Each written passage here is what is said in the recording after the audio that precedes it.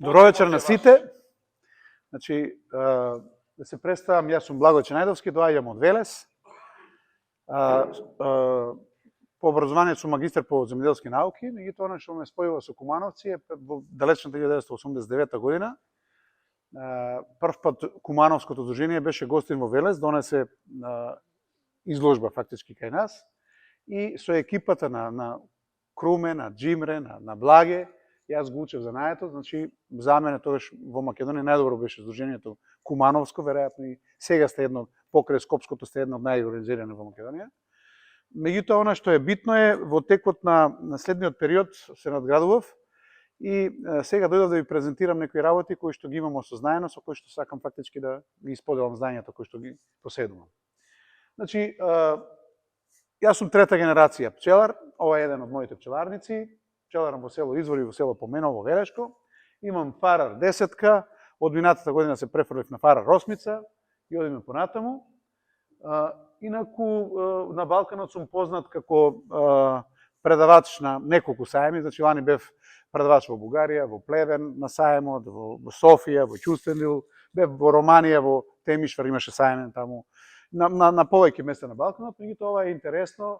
Минатиот ноември бев во Сараево, заедно со бугарскиот професор Пламен Христов направивме храна која што фактички пчелите ја депонираат како перга.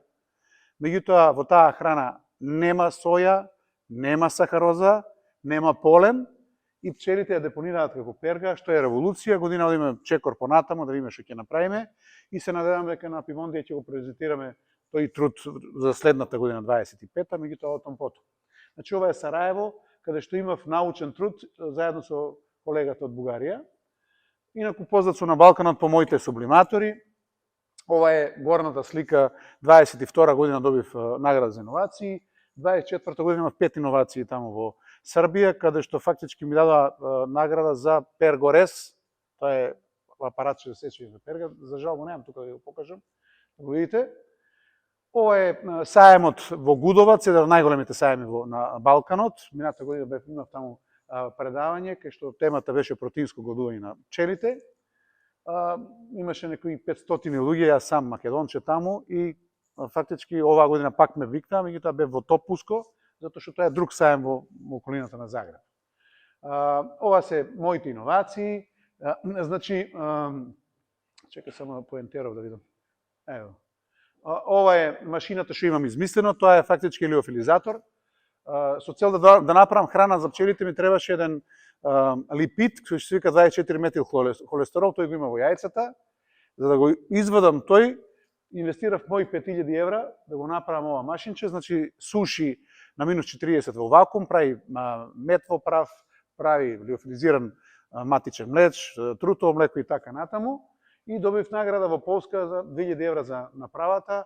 Ова горе е бројач на вароа со CO2, исто наградено во Белград. Овдека е таа погачката што ви кажав.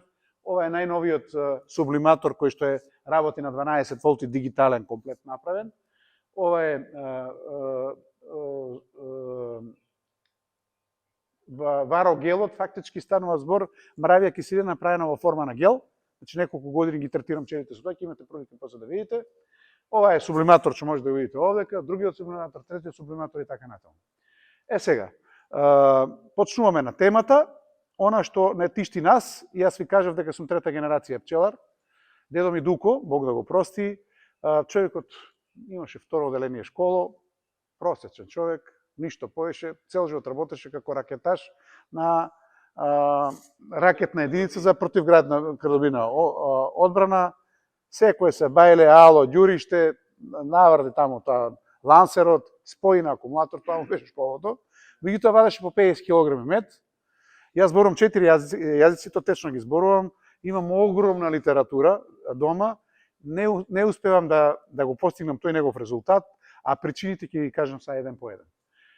Оно што е битно е треба да знаеме кои ќе речат постарите колеги пчелари дека фактички битна е кошницата, па битно е ова. Не. Најголемиот проблем и ке луѓето и ке пчелите се стрес факторите кои што допринесуваат до намалување на имунитетот и виталноста, како на луѓето, така на пчелите. Овде ќе се наброени повеќе, да не ги редам, одиме еден по еден. Сега, Она што сакам да ви го кажем е, почнуваме од најниските стресови, тоа е достапноста на полен на самите пчели. Овде ќе имам, иначе само да ви кажем, ова предавање што сега ќе го следите беше оригинално направено за Топуско, го правев 3 месеца, има неке 130 слайдови. Слободно може да ме прекинете ако нешто не ви е јасно во моментот да пресечам, затоа што после ќе се заборавите што сакале да прашате. Значи, беше за Хрватска, кој што бев пред некои си 20 на дена, 30 таму. Небитно. Значи, намалувањето на бројот на овците во пасиштата и те како влие на виталноста на пчелите, проста е работата, сите знаете дека сите оние растенија кои што се размножуваат со кукачиња, кои се закачуваат на крзнато на овците, се најголеми медоноши.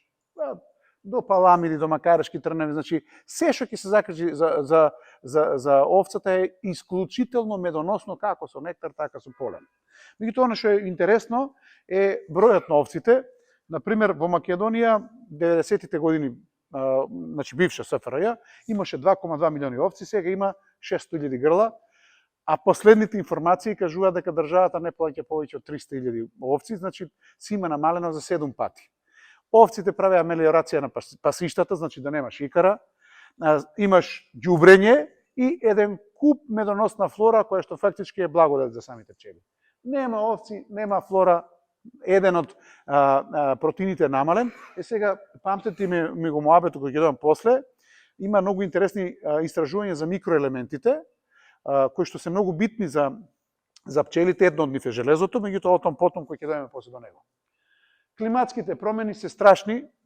Минатата година прв пат имавме можност да видиме, ја имав прилика да комуницирам со хрватски колеги, кои што фактички буквално кажуваа контейнерот 5 тона, пон со пчели, кога беше супер келиската луња или олуја, како што ја викаат тие, буквално превртени паднат.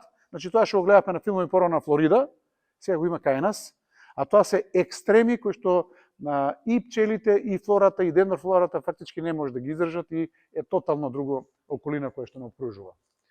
Друг феномен во историјата, температурата се мери во последните 150 на години, кај што науката го следи тоа. Има два феномена, едниот се вика Ла Нина, другиот се вика Ел Нињо. Ел Нињо ефектот е загревањето на водата на Атлантскиот океан, кај што фактички ги води воздушните маси и сето тоа прави климатски промени. Па така се предвидува дека 24-та година ќе биде најтопла година од која се мери историјата, а што и најинтересно 23-та беше. Еве сега, например, денеска комуницирав со колеги од Србија, човекот има 70 години, вика никад до сад ние Джанарика прецвела на кој беше сега празник на младенци, така нели? За прочка. Значи никогаш во неговиот живот не се случило да Джанарика е прецветала. Што значи тоа? Тоа значи дека ако пчелите имаат одредена динамика на развој, исто и во делот на микронутриентите, сега ги кажем некако кога го правевме панелот, имав излагање за меѓу другото и за солите. Пчелата има потреба од соли, тоа се натриум, тоа се калиум, тоа е магнезиум. Меѓутоа пчеларите ставаат сол, кога ќе ставате се треба да ставате. Значи, моја препорака да се става хималајска сол, затоа што таа има преку 70 минерали. Минералите се тие што се битни за пчелата. Зошто? Тие минерали влегуваат после во составот на ензими, на липиди, значи на покомплексни соединенија и кои што ги има самата пчела и многу се битни за незе. Сега поентата е во тоа што кога имате Ел Нињо ефект, фактички топлотните бранови, високата температура не го следи развојот на пчелното семејство. На пример, Джанариката има прекрасен полен. Ако прецвета сега, фактички пчелите се лишени од микро и макронутриенти кои што им требаат, а во минатото ги имале во друг период кои што биле поголема количина и нормално има подобар развој, па после сите паши кои следат понатаму. Тоа е прва работа. Втора работа, екстремното затоплување носи до еден од поголемите проблеми во пчеларството, тоа се топлотните бранови. Значи, кога ќе дојде топлотен бран, ја спржува целата вегетација и после бадијата ги доши и се. Значи, ова е Светската метеоролошка организација, која што кажува дека, согласно податоците што ги има, дека 2023 година била веројатно најтопла во изминатите 100.000 години. Така кажува науката. А ние како Балкан и како Јужна Европа сме исклучително погодени затоа што кај нас е, пошто ние делиме континентално-медитеранска планинска клима, тие екстреми се и текако кај нас. Например, земете минатата година, Балканскиот полуостров е подложен на климатски промени и меѓу другото причината за намалувањето на приносите е стресот што го имаат билките, медоносните билки. Сега, одиме понатаму. Јас како заклучок во Хрватска на моето предавање, ќе видите после зошто, кажуваме на моја теза, која што ќе одбрана денеска, дека кога сиромаштијата почна да вози голф тројка и се качи на авиони, пчелите немаат мед. Зошто? Па проста е работата. Пред 40 години, значи 80-тите години, просечниот кумановец возеше кола која што беше претежно на бензин, така? Овдека. И, например, во мојот веле сега има 3 пати повеќе коли отколку пред 10 на 15 години. Оно што најинтересно, тие коли претежно се дизел, и сега има еден феномен во горивата, тоа е биодизел. Истражувањето од 2009 и 2015 година кажуваат дека фактички биодизелот која се користи за гориво, иначе работат и трактори и камиони на него и коли нема проблем, во текот на согорувањето не ги губи ароматичните материи, едноставно кој ќе помине стар голф у кое село е, например, Доброшане, имате вие таму пчели, пчелата изамирисува на улјена репица, пошто мирисната компонента е како битна за ориентација, значи покрај визуелната и мирисната компонента, ќе се скапе од барање да бара улјена репица, а тој дуле по прошаја со стар голф покрачаваник. И фактички има проблем направен така, после ќе видите и тоа зошто е така, затоа што го немам тој слайд тука, сега ќе го кажам усно. 82 година дојдеме до податок дека пчелата просечно живее колку време? Не, 800 километра. Значи пчелата живее 800 километра. Например, ако имаш голф, после 300.000 километра фрнигата ви. И овдека ресурсите за крила, за мускули, молам? Тој ќе га фрлиш после, овде е толку. Значи 800 километра се ресурсите на крилата, пчелата е исто како во авиацијата, имаш ресурси или време или километри поминато. Ке тракторите и моточасови, па исто. И поентата е во тоа што фактички ако таа цело време бара паша, бара улјена репица, а нема, ти фактички ја амортизираш пчелата без да донесе ништо. Значи дуле денес како пројде таму 20 пати с голф, 20 пати пчелите ќе ги лаже да бараат улјена репица, не за ја нема. Одиме понатаму. Трутовите еякулираат експлозивно, значи кога е топлотниот бран, он не е научен на таа температура, буквално на температура 42 степени експлодира.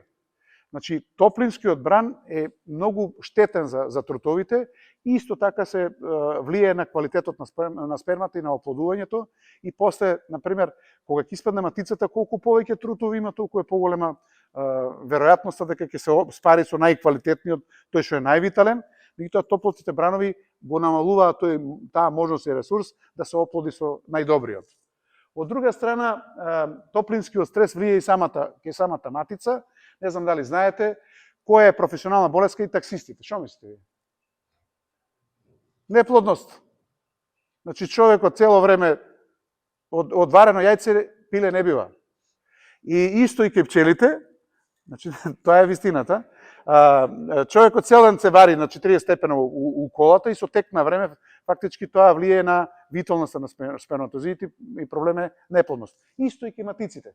Доколку матицата е температура под 15 и над 38, има големо влијание затоа што во спермотеката, ова малицко овде кај што е, фактички виталноста на сперматозоидите се намалува и постои можност, например, доколку направите прекина легло во текот на летото, имате температура што е повисока, да дел од виталноста, па таа дури што више да остане и неплодна, затоа што ја решаваш вароата, меѓутоа си правиш друг проблем.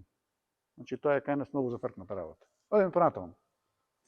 Ова е карта на Европа, каде што фактички кога се највисоко измерени температури во историјата се забележани. И сега ќе видите, се што е над 40 има црвенушкава боја, под 40 е посветло-зелена. И тоа што е битно тука сега во целата работа. Битно е дека колку си по-јужно е, видите, Во Шпанија највисоката температура била 47, кај нас е 45. Во другите држави што се во околината наша е 43-44.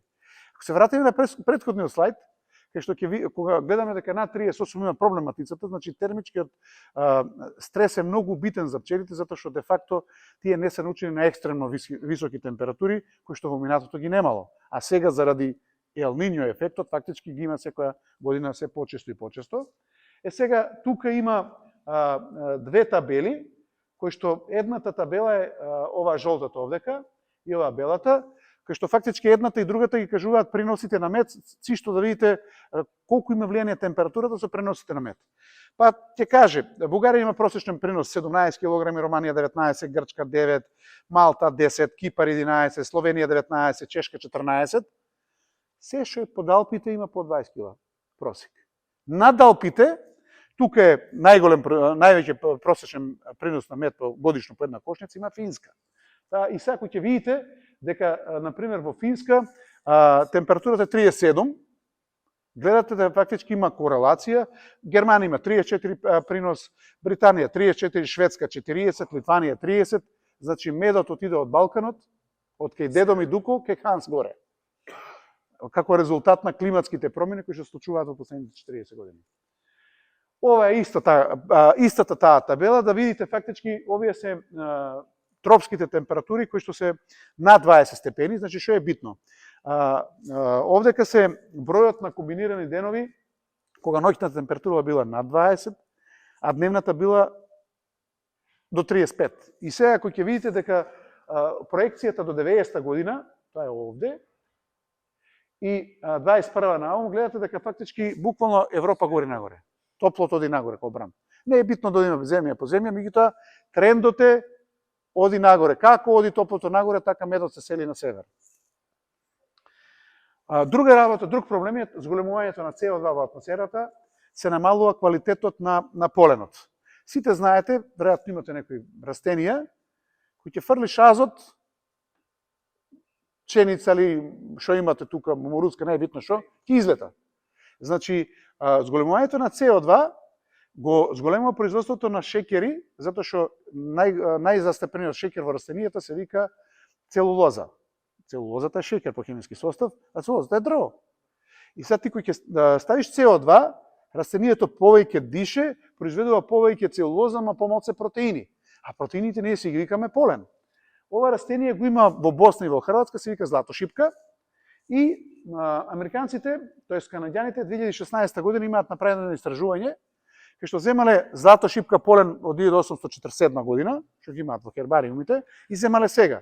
И направиле аналитичка споредбена анализа на количеството на протеини сега и пред 150 години, и дошло заклучок дека истото растение за последните 150 години за 1/3 се има намалено квалитетот на поленот во делот на составот протеински. Значи тоа еве пример за информација за вас, не знам дали знаете, во Израел, во пластениците и во гринхаус, како се вика на македонски, во стаклениците додаваат CO2 со боци за да фактички за брзо време добијат листна маса на доматите и да може побрзо да узрее. Или друг пример, овие што се поголеми аквариуми ставаат натред CO2 за да можат растенијата што се во аквариумот да растат, затоа што ние дишеме кислород, меѓутоа на флората на растенијата им треба CO2. Одиме понатаму. Ова е истражување од 2020 година, каде што фактички трендот продолжува. Овие го имаат правено германците ова, значи овие сите истражувања во последните години ги имам едно по едно, ги имам сите во овој компјутер што е пред мене. Станува збор за десетини илјади страници стручна литература, која што фактички е на ниво на трудови од некои 10-15 страници, ова се извадени само есенции од нив. Меѓутоа што кажува ова истражување? Дека трендот продолжува и овде имате растенија, например, како див тутун, како див сончоглед, кој што ги има кај нас во нашите простори, дека и тие квалитетот на поленот опаднат, затоа што науката имаат хербариуми од минатото и сега фактички многу лесно може да се направи споредба на протеинскиот дел во поленот. Исто така, она што е многу битно, значи недостатокот на полен прави нутритивен стрес кај пчелите и предизвикува прерано старење на пчелите. Овде ќе имам ставено една така една фотографија за која што многу ме караат, меѓутоа јас ја ставам. Еве ќе ве прашам, сте виделе ли некој ром со бела коса некојаш? Стар. Последниот ја го знам, се викаше Фајк Амди, така некој беше човекот. Значи, фактот дека немаат квалитетен живот како дечиња, значи тоа кој ќе испадне на 5 години голо да проси на улица, му страда организмот и тој организмот е толку амортизиран што едноставно нема да доживее длабока старост. Еве пример, просечниот животен век на овие простори кога било Римското царство бил 40 години. Значи луѓето се амортизирале што млади и завршена им приказката. Сега што има врска тоа со пчелите? Па просто. Ако пчелите имаат нутритивен стрес, има недостаток на протеини, првенствено, тогаш фактички наместо да наполнат 15 дена па да станат излетнички, пчелите заради потребата од протеини уште на помала возраст одат во излетнички и на тој начин фактички се оштетува самото семејство затоа што се нарушува таа хиерархија која што е во пчелното семејство согласно возраста, се знае кога е стражарка, кога лачи млеч, кога е излетнички и така натаму. Сега, ова е достапност на поленот. Оно што е битно е треба да знаете дека оваа плавата линија е фактички потребата од протеини. Цело време нагласувам протеини. Зошто? Затоа што протеините се тие кои што се најбитни за пчелите, а шеќерот е во исто време казна и награда, затоа што тоа е енергија. Например,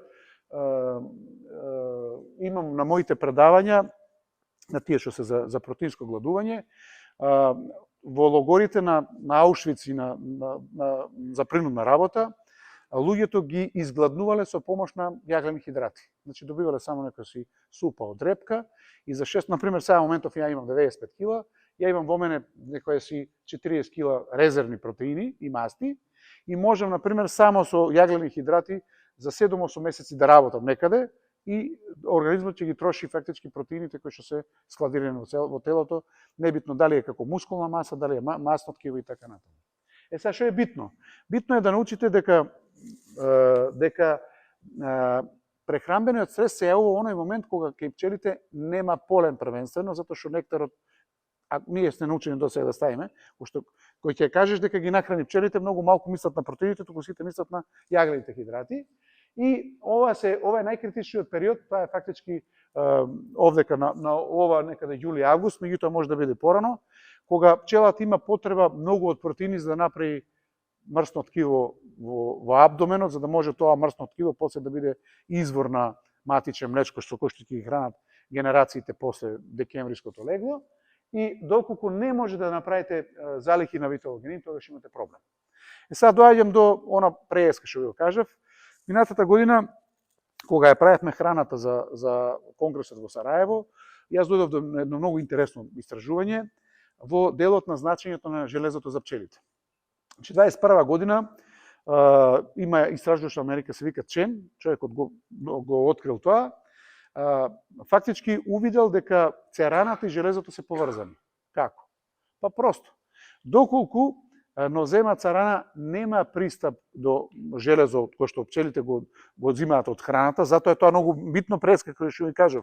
Можеби таа паламида во незиниот полен има железо, а тоа е железо многу битно за пчелите, затоа што пчелите имаат ориентација на принцип на геомагнетизам. Значи во абдоменот на пчелата се наоѓаат протеини кои што во себе имаат железо, протеинот се вика феритин, и таа фактички тие се лоцирани тука, значи на долниот дел на стомакот, кога лета има можност да се ориентира затоа што тоа е фактички природна бусола.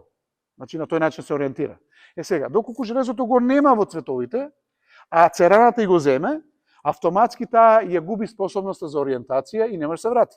Американците имаат правено истражувања, имаме научен труд кај што најдолго една пчела отишла до 20 км од кошницата, тоа го правиле во Америка, во пустина, например, става кошница и после става хранелки и гледа до колку километра одат, пошто други пчели нема. Ова нашата што ја имаме ние Апис мелифера одела до 15 км, меѓутоа индиската, пошто е малку поголем, одела до 20 км од матичната кошница од која што била стационирана. За железото е многу битно, затоа што фактички ноземата церана, за да прави спори, и треба железо. И фактички железото го краде од абдоменот на пчелата и пчелата има недостаток на железо и губи ориентација. И ние со бугаринот, со професорот, за да направиме експерименти, јас во таа машина за преска што ви ја покажав, исушив цвекло, затоа цвеклото е наједноставен извор за железо, кој што може да се даде на пчелите во форма на јони. Значи, организмот на човекот и на пчелата се во еден вид на електролитски раствор, минералите може да ги прими само во форма на јони. На тој начин работат и акумулаторите за струја што ги имате во автомобилите. И сега фактички во нашите погачи додаваме и цвеклово прав, затоа што железото е многу битно. Како се развива науката, така се повеќе видици имаме во делот на она што и фали на пчелата. Зошто ова го кажам? Ова го кажам, меѓу другото, се случува феномен на исчезнување на пчелите, има многу стрес фактори, еден од нив е недостаток на микронутриенти во случајов железо. Одиме понатаму, недостаток на полен, значи, освен енергијата што пчелите ја добиваат од јаглените хидрати, сите други микро-макроелементи, липиди, витамини, ензими и така натаму ги добиваат од поленот и доколку нема, имате редослед на проблеми, значи има прво намалено производство на легло, потоа фактички намалена долговечност на пчелите, значи кога немаат достап до протеини, нивниот животен век се намалува. Трутовите имаат намалена плодност затоа што фактички не се исхранети доволно. Потоа знаете дека кога нема полен, прва жртва се трутовите и на крајот доаѓа до канибализам и угинување на семејството, што се случува во минатото многу пати кај нас. Сега, овде во делот на гладувањето на пчели се сменува малку небитно, ќе го тераме понатаму. Она што е битно е едно истражување во Америка од 2010 година, кажува дека протеинското гладување е една од најчестите причини за зимските загуби, а поентата е проста. Доколку пчелите во август не направат масно ткиво, едноставно не можат во јануари, кога ќе фактички ќе го хранат првото легло, да произведат млеч, затоа што едноставно нема од што. Сега, јас сум еден од првите автори кој што забележа влијанието на авионите врз пчелите и бев фрапиран од податоците кои што сега ќе ви кажам. Ќе се вратам на таа првата реченица претходно, кога сиромаштијата ќе се качи на авиони и на голф тројка ќе се отрна назад. Јас лично во последните 10 години си имам возено со 70 авиони. Кога дојде ја велешен за се возам 70 авиони, замислите просечниот германец колку може да се вози. И втора работа, ако на пример автобуската карта до Белград кошта 4000 денара, а до Берлин е со авион 2000 денара. Која е логиката? Па не е баш државата, има други такви работи тук. Нешто има друго тук, ама тоа не е наша тема. Сега, зошто кажувам авиони? Например, инфраструктурата што се рекоа автопат, има само една линија. Небото над нас во Македонија, значи на воените авиони, например БПС-2, лета на 15 км, и има некаде од 5 до 7 коридора кои што се вкрстени на друг. И што кажуваат бројките? Па просто. Например, ако ја видите картата на светот, ќе видите дека целокупниот воздушен сообраќај е Америка, Европа, читај Балкан, Блиски Исток, Кина и тука завршува приказката. То Русија, Украина нема ништо, Африка нема ништо, Јужна Америка нема ништо, Канада нема ништо. Значи споредбено. Колку е тоа во бројки? 24 година 9,7 милиарди луѓе патувале со авион годишно. Милиарди луѓе. Друга работа што е битно, Европа, Европа тука, во 24 година патувале 2,4 милиарди луѓе, а замислите Европа има 500 милиони жители. Она што е друго битно, со кризата во Украина, целиот трансфер на авиони е пренасочен над Балканот и бројките се следни. Вика во 23 година, сега зборуваме за полетувањето, аеродромите од бивша Југославија за 7 месеци имале 17 милиони патници. Идеме понатаму. Сега зборуваме за Македонија. 23 година, минатата година, двата аеродрома, едниот е, како беше Константин, Апостол Павле Охридскиот, другиот е Скопски аеродром, имаат 3,5 милиона патници. Замислите, 2 милиона македонци, или милион и пол, колко што знае реално, 3,5 милиона имаме патници. Друга работа што е битна, интересна работа, има доле овде, каде не може да го видите, јас ќе го прочитам. Што мислите, колку авиони летаат дневно над Македонија? У момент кад беше таа хаварија 35 имаше. 35. У тој момент, а цел ден? Цел ден не знам. Не знаеш? Сега ќе ти кажам. Значи, податоците кажуваат дека над Србија и Црна Гора годишно прелетуваат 700.000 авиони. Тоа се 2000 авиони дневно, над Македонија 1000. Сега ќе кажем друг податок. Јас да отидам да држам предавање за пчеларство во Хрватска, еден авион тежи 30 до 40 тона, троши од 2 до 4 тона гориво. 4 тона гориво за 20 души да отидеме до Загреб и да платиме по 80 евра за карта. Па вие видите. И сега, што има врска тоа со Македонија? Па проста е работата. Замислете денес како имате 1000 прелети и секој да испушти по 200 килограми гориво да потроши, значи некаде околу 2 милиони тони гориво трошат авионите што го прелетуваат Балканот. Тоа е страшна работа. Сега, што прават? Па просто.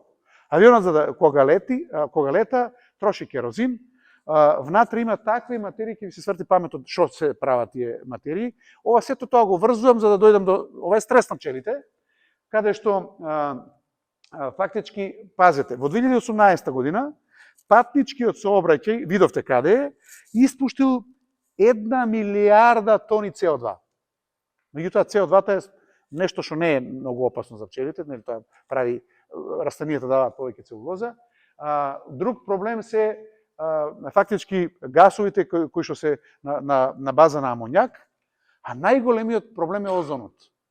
Озонот, не знам дали знаете, ние имаме велес водовод, водата што ја пиеме се озонира. Значи, озонот е фактички O3, тоа е фактички активен кислород, кој што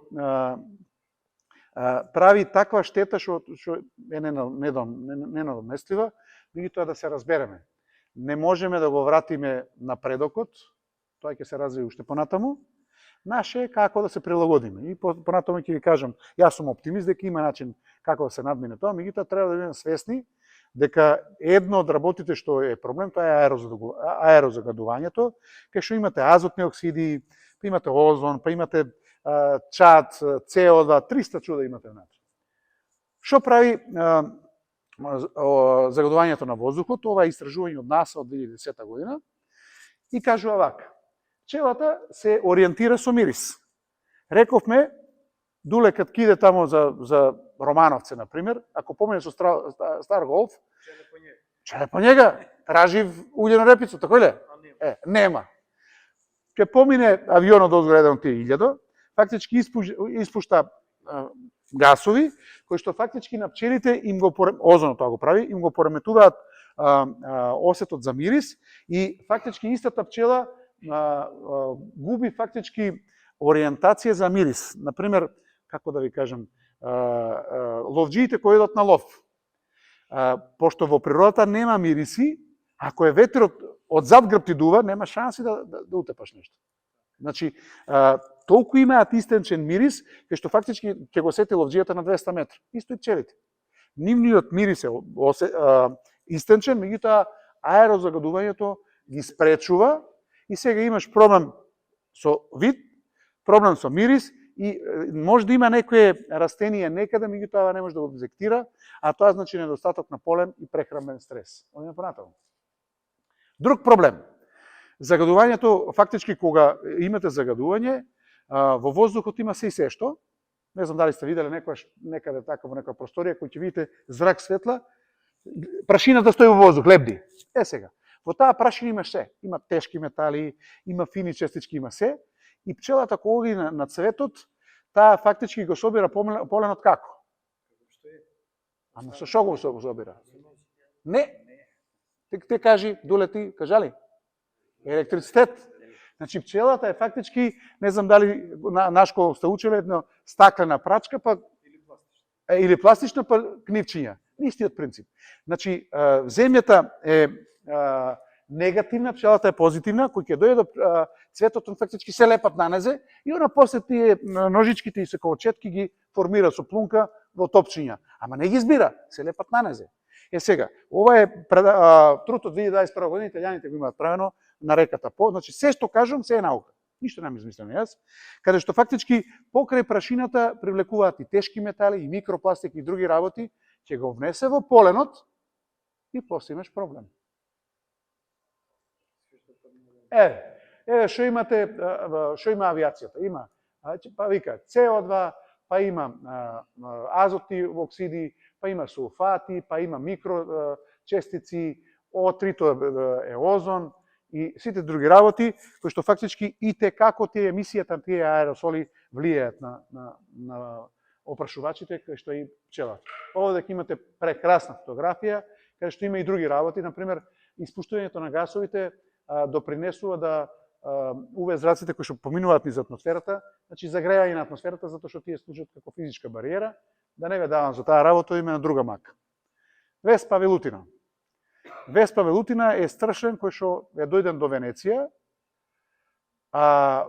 хрватите се многу исплашени од него, го има на езерото Балатон, тоа е некои 70 километра од Осијек, значи буквално на хрватска граница, а на хрватска граница во Маđarска. Меѓутоа, зборувам, пошто кога бев во Хрватска, на граница фактички до нив им е дојдено, а тоа што е бивша Југославија не засега и нас. И сега, ова е фактички Веспа велутина, ова црнкото, ова е тој нашиот, значи еве пчелата, еве осата што си ја знаеме, еве во старшиното, овие сите три наши, ама ова е јабанџија. Сега, што прави тоа чудо? Па просто, во Франција, во 2004 година, во Саксија со кинеска Саксија, е донесено едно легло на Веспа велутина и за рокот некои си 20 на година освоена цела Франција, еве дојдено до Венеција и тука негде е Балатон. Што прави? Чекај се. Добро. Чекај се. Што прави таа? Прави да фактички се размножува ненормално. Например, нашиот стршен не прави гнезда во дрвата, а прави. Друга работа што е битна, од февруари до ноември е активна, исклучително агресивна, усред дрва. Она што е битно е, ние го имаме тој проблем со пчеларките во Велес, доколку во близината има, сега ќе ви кажам, доколку во близината има 4 стршни, пчелите намалуваат 40% од излет. Дали е вода, дали е полен, дали е нектар, само да се заштитат. Ако имате 12 стршни, нема излетување. Не знам дали се забележале, летно време, кој ќе дадат пчеларките, се наредуваат униз. Ниједна не испаја. И овој феномен што прави? Ако е тоа летно време, например, автоматски пчелите се лишени од пашата, таа што има околината да собираат. Ова е предавање на британската пчеларска организација од 23 година, декември месец, кај што во Франција се случува хаос. Таа велутина кога води по градовите, се пријава полиција, се блокираат улици, значи, кога ќе боцне едно дете, одма се дига алармот на 220. Меѓутоа, оно што е битно за французите, оди на лозијата, ќе буцне едно гровче, ќе дојдат пчелки, други инсекти ќе го изјадат и фактички имаат проблем со виновата лоза.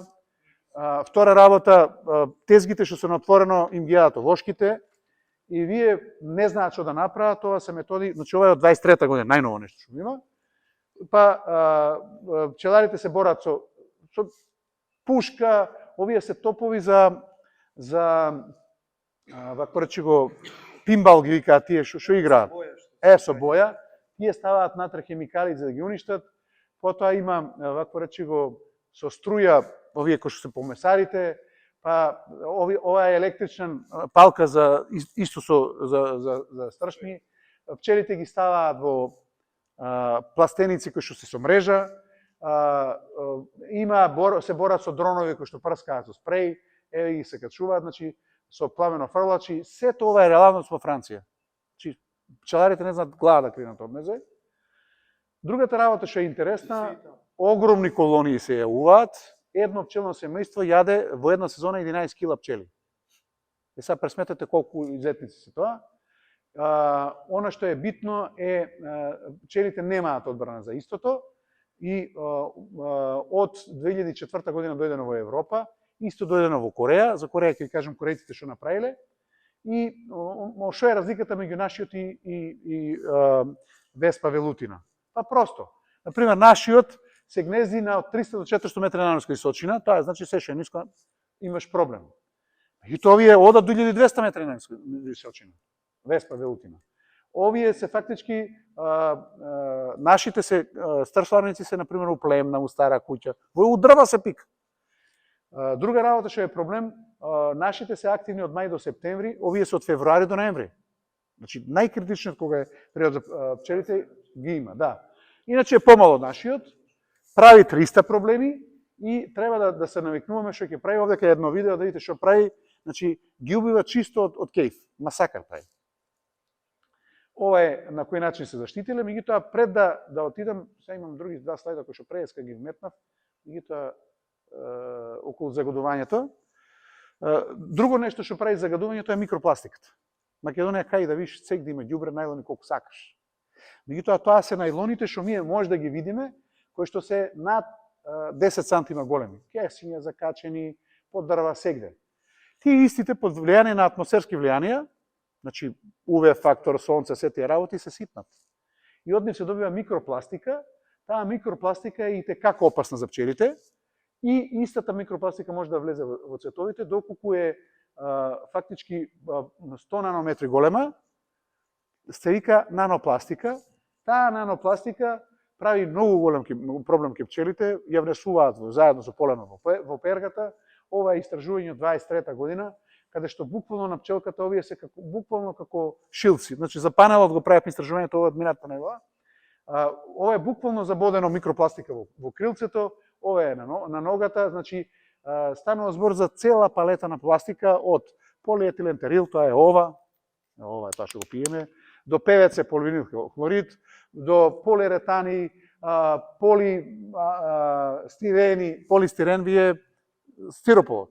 Вакво речи го еден полуамид, значи буквално алиштата што се и ова е пластика, да се разбереме, од нафта се прави. И сето тоа влијае на пчелите, тие го депонираат како полен и после се прашува Бобан зашто има проблем со пчеле, па нешто има. Сега, што направиле корејците? Јас веќе трета година работам на проблематиката на шталски пчели. Што се шталски пчели? Не, сега ќе ти кажам. Проста е работата. 2004 година доаѓа велутината во Кореја и корејците кутрите не знаат што да прават и прават шталски пчели. Таа истата велутина што ја покажав сега, доаѓа ги напаѓа, ставаат на секоја кошница вакво рече го кафевче, овие идат пчелите на излет и работат тие со италијанка, Апис мелифера лигустика, тие што се со жолто газе кај нас, имаат премеси од незе. Вие кумановци ја викате распи куќа, пошто легло прави колку сака. Така? Сега, што направиле корејците и кинезите? Прво што направиле, се префрлиле од производство на мед во производство на млеч и едно пчелно семејство може да произведе до 12 кг матичен млеч годишно. Како го прават тоа? Па вика вака.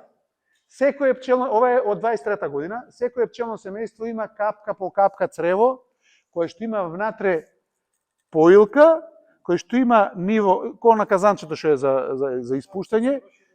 Не, ова цело време се пуни. Значи, ова имаш капка по капка инвертен сироп. Исто има внатре поилка, нели рековме, над 8 стршни пчелите не испаѓаат. Мора вода да има внатре. Има вода и секој пчелно семејство има по 2 кг чиста протеинска погача, која има од 40 до 60% протеини и пчелите имаат нектар, тоа е кап по кап инвертен сироп, имаат вода, нема потреба за излегување надре, имаат вакво рече го храна протеинска, и сега кинезите имаат направено година, тоа ќе го правиме кај нас, од 3 до 5 матици внатре специјална технологија, измислена 2015 година технологијата, купена опремата, ќе го пробаме сега со бугарењето кај мене оваа година, и сега проста е работата. Ако една матица носи 1500 јајца на ден, така? Сите знаете, ја Бранкота ќе го прашам, него он знае, пчела од кој до кој ден лачи млеч? Од 3 до 5, 13, 5, 4 до... Од 3 до 13, добро, 10 дана, така ли е? Значи за 10 дена имате вие фактички ако матицата носи пример просек 1000 јајца, нема потреба 1500, носи 1000. Значи вие во најјаката кошница имате 10.000 пчели што имаат матичен млеч, можност да лачат. Ако имате 5 матици, ќе имате 50.000. Така? И фактички кинезите прават со 5 матици заедно работат, ни матичен решетки ништо. Русите го имат направено тоа со тунел, ќе го пробаме оваа година кај нас. Фактички имате огромно количество на пчели кои што имаат протеини до нив, имаат јаглени хидрати до нив, имаат вода и во еден турнус кој што трае 5 месеци, произведува 12 кг млеч. Значи тоа е жива вистина. 90% од матичниот млеч кинезите го снабдуваат цел свет, а имаат само 7 милиони кошници колку што има Балканот. Може замислиш? Сега, шталските пчели се фигуративен назив, тоа е направено од мене измислено тоа шталски пчели, нема врска во литературата нигде го нема, меѓутоа така личи работава. Зошто? Например, во месната индустрија, пример Србија ќе ја земе, србите направија месна индустрија оној момент кога желадот, читај жир на српски, го заменија со силажа и со сточна храна. Сега, например, Куманово имате многу печењари. Може тие праци што ги продаваат кај вас, дали се од жир или се од концентрат? Еве концентрат исто. Ово е. Еве го. Видели га? Сега. Имам видеа после кои ќе бидат прашањата ќе ги поставам да видите што прават. Сега кој ќе произведеш матичен млеч, нормално треба да вадиш. Вие го вадат со помош на центрифуга, имам за тоа видеа, а за да има матичен млеч треба да има оптимална температура 26 степени, што е по дефиниција фактички симулација на месец мај. Се слушаме, другари? Ако сакаш да кажеш, дојди тука. Тама ли? Значи, имаат грејење, и ова го имам како систем, тоа е подно грејење, еден грејач кошта 1 евро, ништо посебно, и сега замислете, ако имате во пчелите храна, и вода и се, и имате од одгора кров панеличи, во на штала. Шталски пчели. Така? Крај. И не излегуваат. Сега, ова е видео, не знам дали ќе можам да... сега ќе ви го пуштам на кепче, ќе ви направам кеп. Значи, што е поентата? Ова е фактички пчеларник во Кореја, кој што има шталски пчели, и еве го внатре, буквално сега ќе видите на кој принцип функционираат. Ова е некој си кореец, гледате има направено буквално по штала, човекот има протеини и затоплувачки материјали така натаму, и на пчелите им става протеинска храна, меѓутоа она што е интересно, чека да понапред 3 минути да не должиме многу. Не знам дали ги гледате овие цревата овде, гледате, секој има црево, катетри овде се има. Значи ние катетерот го користиме у болница за стари луѓе, тие за млеч. Па ти види се. Вади од секое пчелно семејство, овде ќе има по 64 келии, ови се двојни, 32 и 64, и ги чисти, и така редом, да не менам 3 минути, вади од сите пчелни семејства, после ги вади, вако речи го, летвичките, ова е 2023 снимано, само да знаете, и после човекот извадил, например, 30-40 летвички, треба да го извади млечот. Нашата метода е путем жлице, што би рекол Оливер Млакар на вегета, а вие луѓето со што мислите што го вадат? Со центрифуга. Значи, ги зима овие сите, ги носи на центрифугата, гледате, секое семејство, чекај сега да видам, стоп, чекај, сега ќе видите. Добро. Не знам дали овдека на претходна доле, еве ги цревате, го гледате катетерот, еве го. Нема, тој ради храна. Значи, пчелите, кога има хранилка полна со инвертен сироп, нон-стоп, венци не прават. Например, вас ќе ве прашам. Например, на синот ако му даеш картичка, кеш зима ли со него? С картичка и да работи, нема проблем, така? Овдека картичката. И што прават? Зимаат, а вакво речи го, овие летвички што се, треба да го вади млечот од нив. С ношче, ќе го оддели, и после тоа го става у центрифуга, така? Тој ќе ги виш после. И сега, пошто ларвите се, тоа е фактички трошок на време, тој ако ги извиш ларвите, ќе го извиш и млечот. Ги става внатре, карактеристиките на центрифугата се 1450 обртаи, сега многу е битно за центрифугалната сила, ова не сме да биде поише од 20 сантима, затоа што ги оштетува келиите, И сега ќе видите го уклучува и што мислите како ќе го извади после млечот? А? Не, не га цеди. Ќе го раствори с јогурт. Нема да го цеди.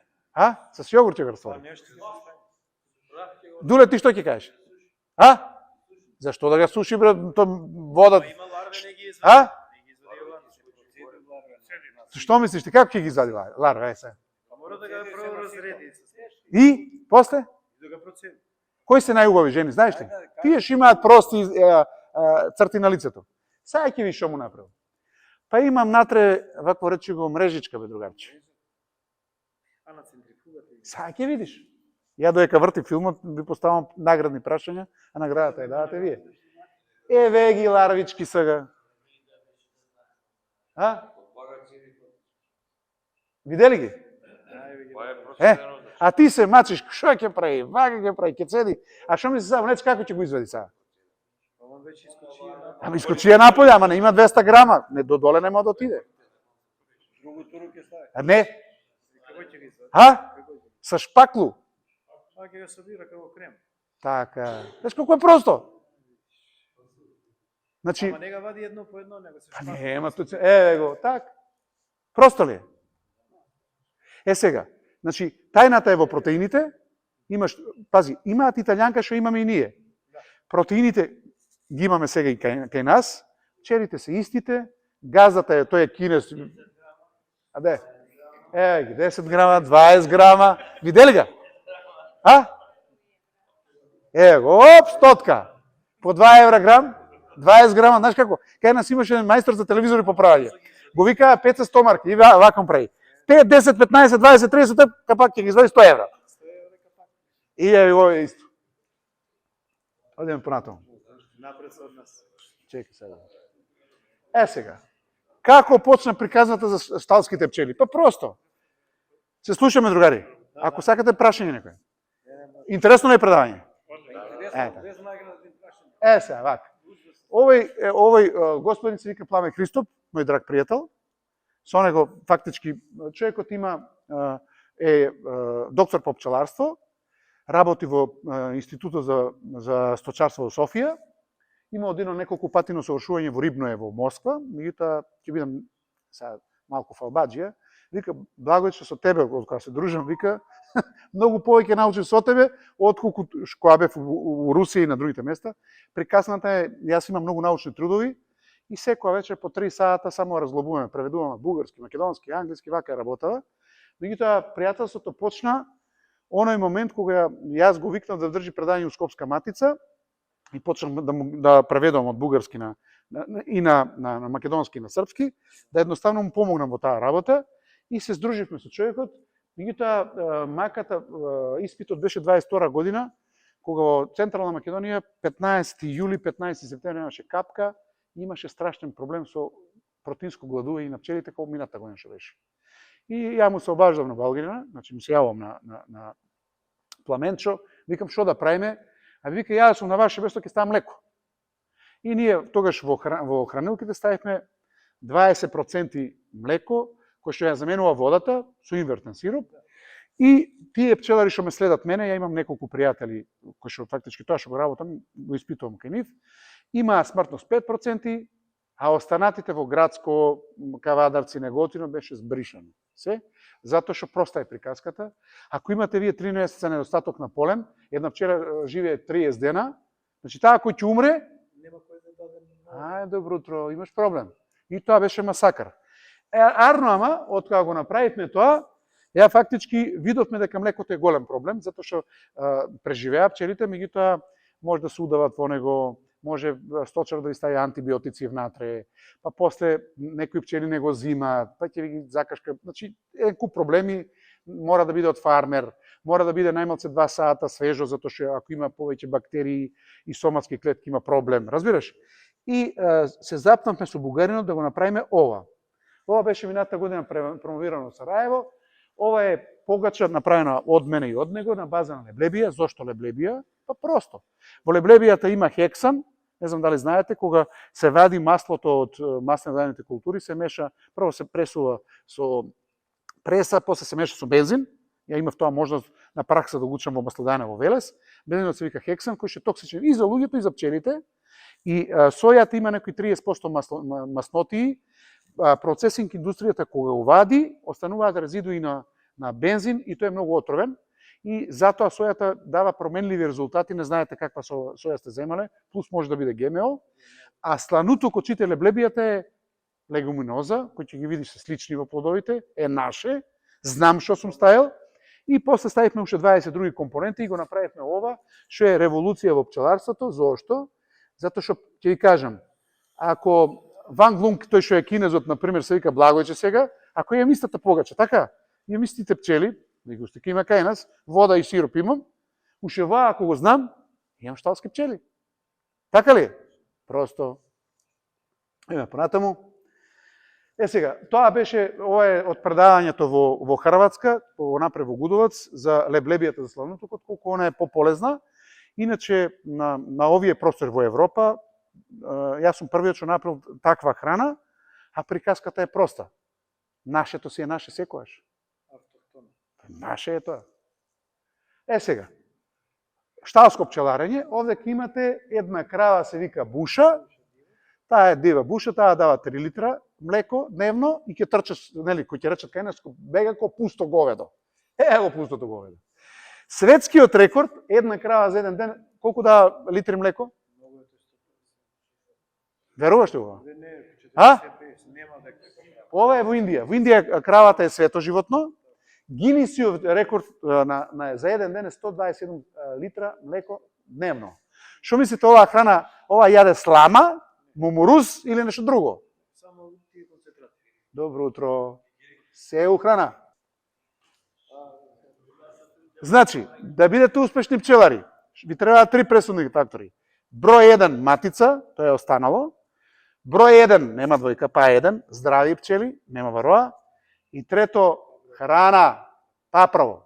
Значи, добра мајка, здрави пчели, добра храна, не да биде храната, вако речи го, шикер, туку да биде протеини, таката.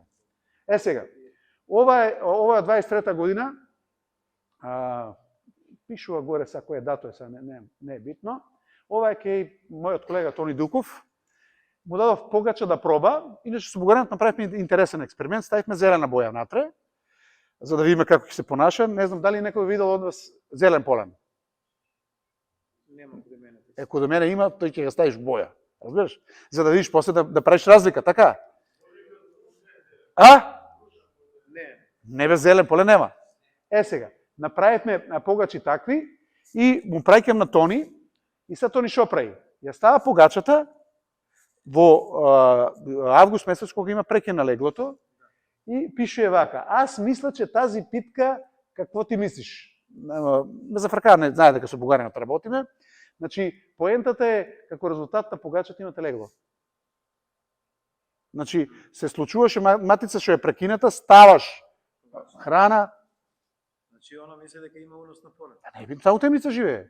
Ти, например, наапаш од детето, таткото кој ќе му дае 100 евра, дал ги украл или ги заработил, него му исто. 100 евра за 100 евра. Па и матицата исто. Таа, ако има храна, дали од тенџера, дали од паша, нема врска. Живее у темницата му. Значи, јас имам, вако речи го, ова е таа погашна леблебија, ставам во август, а ова е мраве киселинов гел, кој што не ја носам сад тука. Одиме понатаму.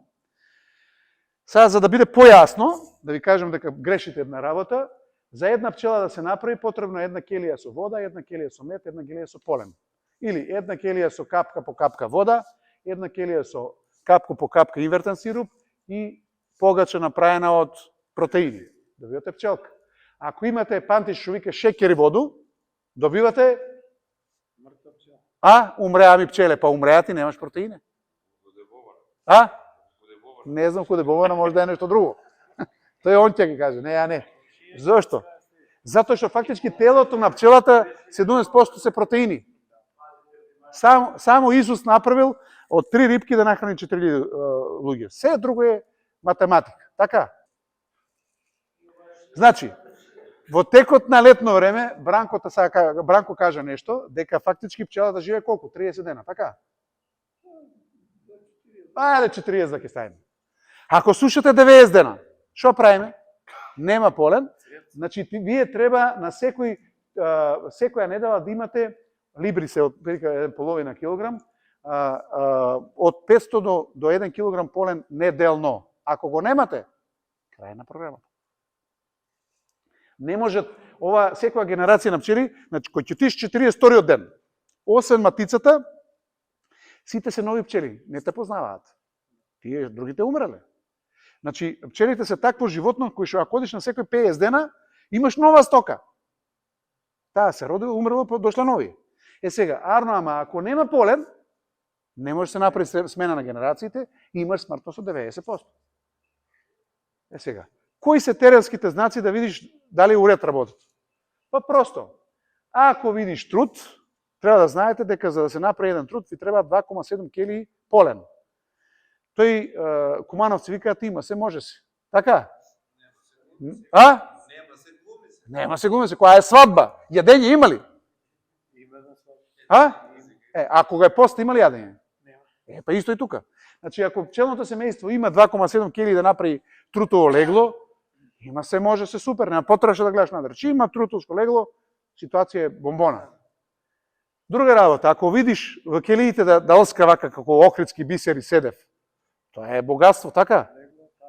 Тазе, легло, бате, плива од млеч, не му се секира ништо.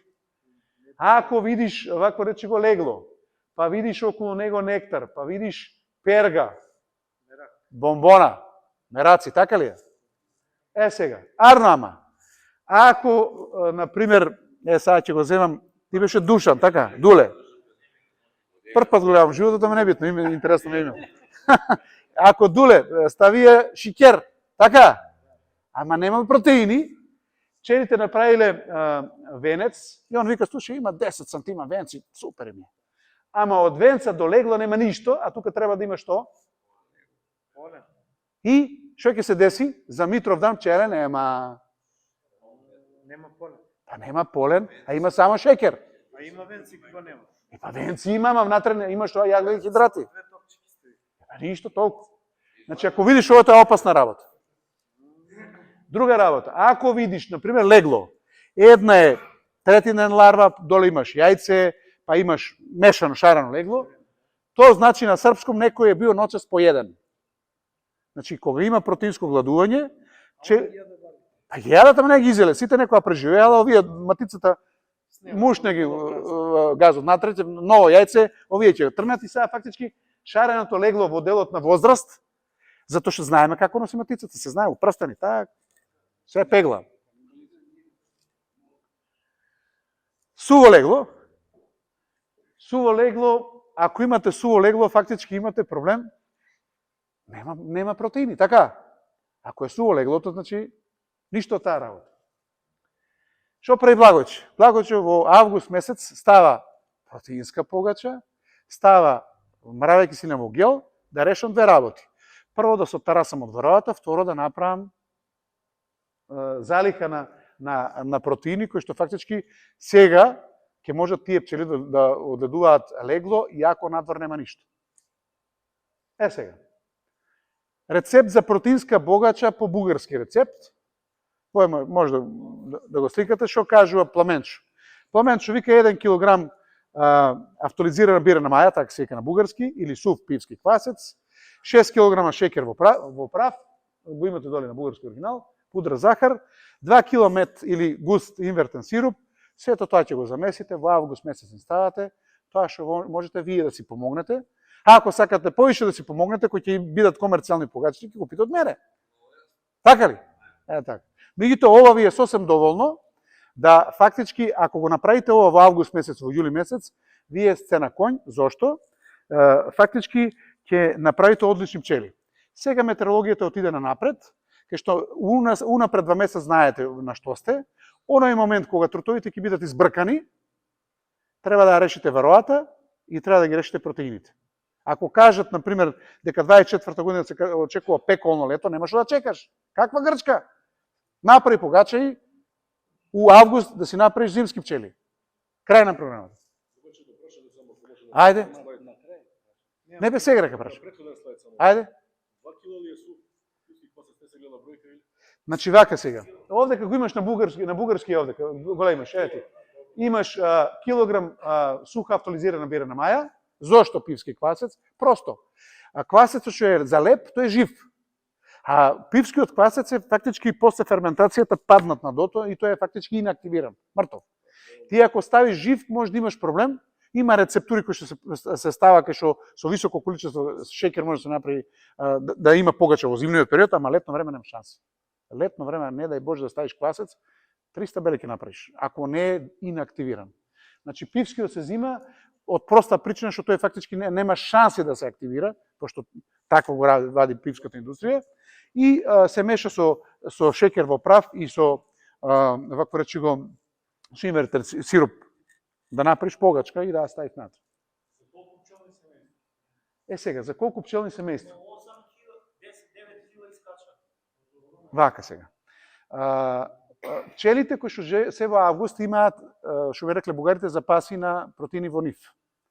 По 200-300 грама питка да ставиш, значи погача, тие на неделно по 2-300 грама на пчелно семејство е сосем доволно да... Знаете што е поентата? Ти во принцип нема да направиш зимски пчели, туку поентата е у тоа што ќе го задржиш процентот на пчели што може да лачат млече. Што значи тоа? Ако ставиш ти, например, на 3 пати по 300 грама погачка, од тие ќе направат овие 400 пчели, тие пчели се оние пчели кои што ќе го однегуваат септериското легло. Значи, имаш ланец на цело време во семејството на пчели што лачат млече. И ти во случајот не можеш да направиш со 300 грама погача кој знае што, меѓутоа старосната структура внатре ќе биде направена.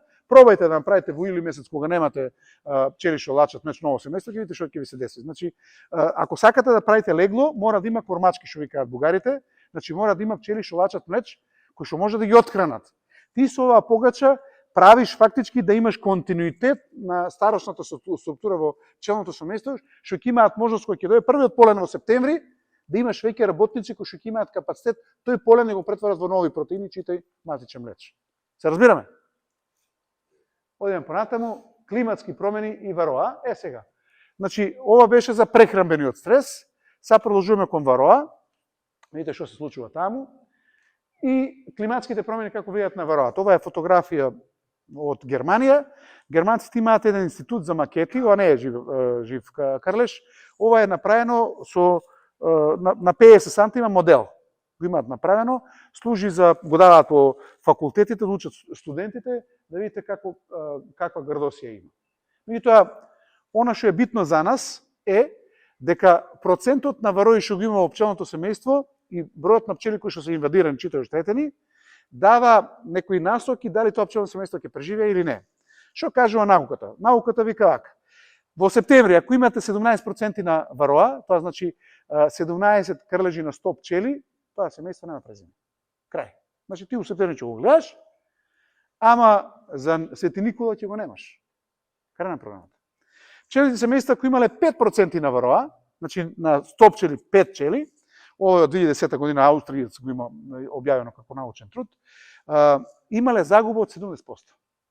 Значи, тие пчели што се оштетени, тие фактички ниту може да презимат, вие гледате живи зомби инвалиди пчели. Сега, ова е карта на светот, каде што е објаснето трансферот на вароата во изминатите 100 години. Мислам, се провеа низ, например, кој ќе прашаш, сега, например, Бранко ќе го прашам. Кога дое вароата, беше вароа Јакобсони, така? А сега е деструктор. Сега, чим се вика деструктор, веројатно овој сој на вароа е многу позафркнат од тој што дошол 80-тите години. И фактички, мојата поента е, ако за 100 години никој не ја отепал, значи, пробано со се да се ништи, нема ниту јас со моите сублиматори, ниту вие со амитразот, што имате, ништо нема да направите, целата приказна е во менеджментот. Значи, кога мафијата е на власт, тога имате мафијашка држава, кога например, на времето, кога беше Тито, мафијата беше у затвор. Се знае кој коси, кој вода носи. Во случајот, ако сакате да имате мед, мора да имате менеджмент со вароата. Како се прави тоа? Па тоа се прави, проста е работата. Има истражување во Мексико направено 21 година, каде што во зависност од процентот на вароата, губитокот на мед може да биде до 50 кг, затоа што кај нив е 50 кг добив на мед. И сега, што значи тоа? Тоа значи, може да има 5% загуба, може да има 100% загуба. Значи, зависи од вас колку ќе контролирате вароата во делот на она колку ќе има принос. Французите 2012 година имаат направено истражување кај што викаат вака. Доколку имате 3% на вароа, значи 3 варои на 100 пчели, загубата на паша од лаванда може да биде од 5 до 12 кг мед. И сега ние што правиме? И македонци, и срби, и бугари, се по список. Кога ги третираме пчелите, ги третираме јуни месец, кога пашата е више завршена, а не знаеме колку снимале во, небитно, кај мене пашата, јуни, например, 25 мај до 10 јуни, чалијата. Кога била пашата, јас не знам дали сум имал 5% или 25% крлежи, и тоа е еден од објасненијата, кој ќе отидеш една пчела има 30 кг мед, друга донез има 3 кг.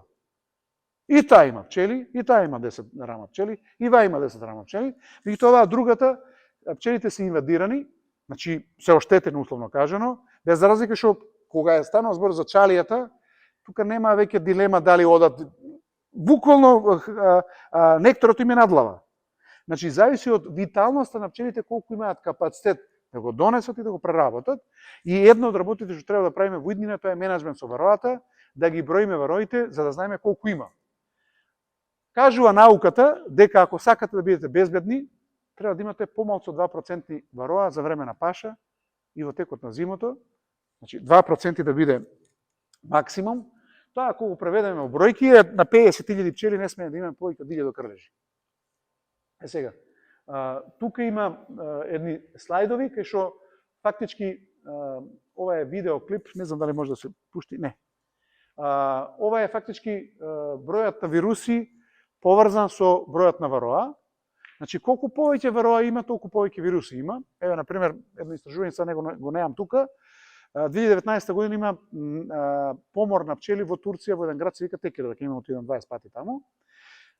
Зимеата на анализа се испоставува дека има вирус на израелска акутна парализа. Значи, вирусите се и текако голем тригер за виталноста на пчелите, значи има проблем. Колку повеќе имате варои, толку повеќе имате вируси. Најновите истражувања кажуваат дека плунката на вароата е она кој што е фактички векторот, трансмитерот на вирусите, и тие вируси се многу зафркнати затоа што кога ќе видите у кошницата вакво нешто, ова е вирусот на деформирани кирила, тоа што таа пчела нема ништо, таа само ја гледаше, ништо одлезе. Одиме понатаму. Ова е за предавањето во Хрватска моја една слајд и видување. Вика, тајната на успехот е во поленот, се е во поленот. Ако имате протеини, имате пчели, меѓутоа, ако успеете да намалите вароата по 2%, тука се завршила работа. Сега, што може да добиете? Просто, ако во природата има изобилство полен, вие може да добиете семејство со максимум 50.000 единки, 55, небитно колку кажува литературата, тоа што мајка природа и генетскиот потенцијал на мајката се способни да дадат, ќе добиете максимално развиено семејство. Сега, ако имате помалку од 2% вароа за паша, ќе добиете 30, 40, 50 кг, 15 кг, 10 кг, значи колку мајка природа дава, толку пчелите ќе соберат. И ова е максимален принос. Меѓутоа, ако имате 3%, ако имате 3 варои на 100 пчели, вие ќе добиете, наместо оваа ќе добие, например, 25 кг, оваа ќе добие 10% помалку или 20%. Ако имате над 3%, добивате умрени пчели. Значи, протеините и вароата прават витални пчели и од тоа зависи приносот. Тоа го кажува науката, ова е само на пластичен начин, јас сум го, ова е моја табела направена, кај што од бројот на варои и од квалитетот на храната зависи дали ќе имате 50 кг по кошница или ќе имате ова дола. Сега, за да видите колкав душман е вароата, вика, една вароа може да излече 0,1 мг хемолимфа за време на едно хранење, ова е од 82 година податок. Меѓутоа, ако тоа го направиме во човечки димензии, тоа значи дека крлежот, ако би бил на луѓето, би бил голем колку желка и на секој хранење по една винска чаша крв ќе ви вади или мрсно ткиво, небитно што е. Ова е некоја морска желка која што буквално напаѓа луѓе, да видите каква мака има пчелата и после ако имате повеќе од 2 варои на 100 пчели, сетете се овој што му одгризала прстот дали може да куца на компјутер. Па нема ни мет, крај на програмата. Пресак на вороа и пчела. Во 2019 година има едно младо црнче, се вика Семил Ремси, човекот сака да докторира на храна. И во Америка, интересна е приказната, го прашува професорот дали може да докторира на тема исхрана на пчелите. Во вика, нема проблем, можеме да направиме таа работа. И дето почна да собира литература. Заедно со него во интернатот спие еден украинец. И вој вика, пошто ти си од руското говорно подрачје, те молам ако можеш да ми преведеш некои трудови, што руската наука открила во делот на хранењето на вароата со кепчелите. Значи, дали се храни со хемолимфа или со нешто друго. И вој му дава научен труд од 75 година, кај што русите со радиоизотопи, значи со радиоактивни материјали, дознаваат дека вароата се храни со хемолимфа, меѓутоа и со мрсно ткиво. Арно, ама тој пустиот што го преведувал на англиски, тоа мрсното ткиво не можел да е, например, са масно ткиво е fat body на англиски, а и преведи го, например, са некој зборче е, например, зборот инат на англиски. И му било тешко, не го превел, тере си работа, само хемолимфа и бркај работа. И тој тоа му го дал оригиналното дека фактички има и мрсно ткиво и детето оди на ручек ке татко му. И му покажува една, ја немам таа фотографија, не знам дали сте виделе, која ќе видите кај што во келии кај што има многу крлежи, има ко бели 5 на 1, ко флеки. Сте ги видели во келијата внатре? Тоа е фактички изметот на крлежот. Отворете ќе видите. И стариот татко му рекол, вика, слушај, ја кој јадам кебабот и джигер, вика, и кај мене столицата е бела. И ведете, чекај бе, джигерот е протеин. Ако ова бело, и после дал на испитување фактички изметот на крлежот, вие вика, ова е гуанин, тоа е чист протеин.